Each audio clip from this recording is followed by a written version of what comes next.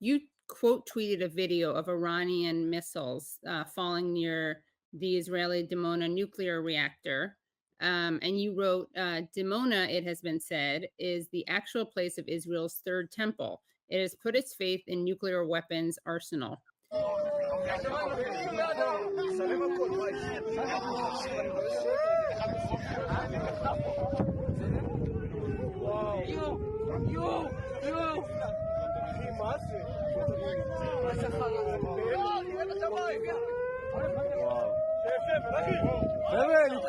Can you elaborate calling it its third temple? There's a book by that title, The Third Temple, by a fellow named Mark Gaffney. I think Chomsky might have written the prefix for it or written a blurb for it. That's how I picked it up. I saw it in a bookstore or something. I was like, I was getting into Chomsky many years ago and curious about Israel's nuclear capacity. And he basically, branded it as, they're not focusing so much on Jerusalem, they're focusing on nuclear weapons. And that's ultimately their dominance. I hear John Mearsheimer talking a lot about how Israel doesn't have escalatory dominance. I think it does. I think he somehow thinks that use of nuclear weapons is unthinkable, and I don't think it is. I think everyone is very mindful that Israel has nuclear weapons and can therefore blow the crap out of anybody and potentially everybody. I mean, ultimately they can do the Sampson option, which would be to dust Moscow, which would presumably result in a Russian retaliation on the United States. So it would not just simply slaughter, Arabs and Muslims, but everybody.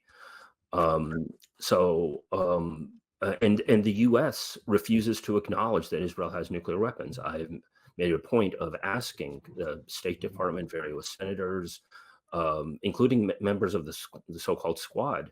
None of them will forthrightly acknowledge that Israel has a nuclear weapons arsenal, which tells me that they are all, just being fed what to say from the State Department. Push comes to shove, they can pose and say whatever they want to say. But I did a piece on this that, went through, and I emailed all of the major critics of Israel in Congress. Did you, what do you say about this? And, didn't get a single positive response. So, there is clearly an agenda at play here. And I think it needs to be forcefully, faced by the international community and by the U.S. public. And it has a huge history that goes way back. I mean, Ben-Gurion jerked around J.F.K. because J.F.K. was insisting on inspections. They, he kept coming up with reasons to stall him. And then finally JFK said, we're going to have to reassess our relationship. And then JFK was assassinated. Then Johnson just let it go.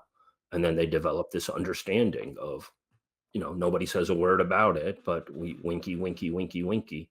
We know that you got nuclear weapons. Desmond Tutu's last article was on this very subject. As Biden was coming into office, Desmond Tutu wrote an article imploring Biden to break this spell of not acknowledging Israel's nuclear weapons capacity, which is a threat to humanity, which violates U.S. law. U.S. isn't supposed to be giving money to nuclear proliferators, which Israel obviously is. People are very concerned about Iran getting nuclear weapons. Of course, the same people who are concerned about that were cheering on Trump ruining the deal, the Iran nuclear deal, and are fine with Biden following in Trump's footsteps instead of Obama's. But yet Right. There's no fear of Israel nuclear weapons. I mean, there's no discussion of it, the fact that they have them.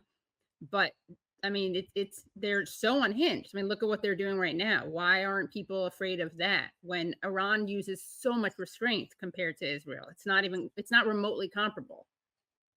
Yeah, no, it's incredible. I mean, Israel literally gets away with murder day in, day out.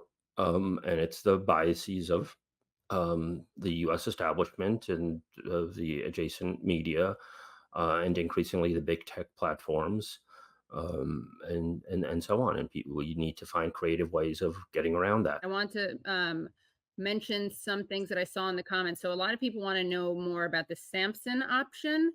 And then someone said something. There's always a lot of controversy when it comes to JFK and how anti-war he was or how critical of this he was.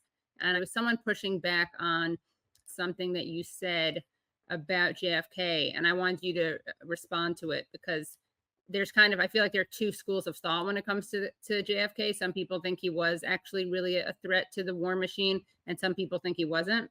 Well, I think that he was in this regard. I sort of, for years, I wrote a piece about this about a year ago. For many years, I sort of took Chomsky at face value of saying that JFK wasn't going to be different than the rest of the establishment.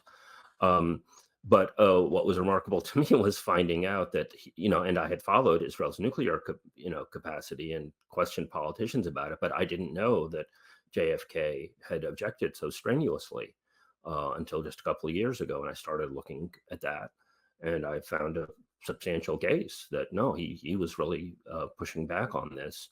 And simultaneously, RFK was looking at making AIPAC a foreign agent, Right. Israel. He was actually contacted, I think, initially by the American Council on Judaism or something like that, like anti-Zionist Jews were initially the ones who brought to his attention that the American Zionist Council was setting up AIPAC and he needs to do something about this, and he was very favorably inclined to do so. And then similarly, after JFK was assassinated, Johnson dropped that as well. And then the Sampson option. Sure. I mean, that's been written about extensively by Chomsky and by Cy Hirsch about the possibility of a nuclear doctrine from Israel, that it would threaten everybody if it felt that it was endangered or its vital interests or whatever were in danger. I mean, it's sort of similar to the Hannibal Directive, right? Right. Where,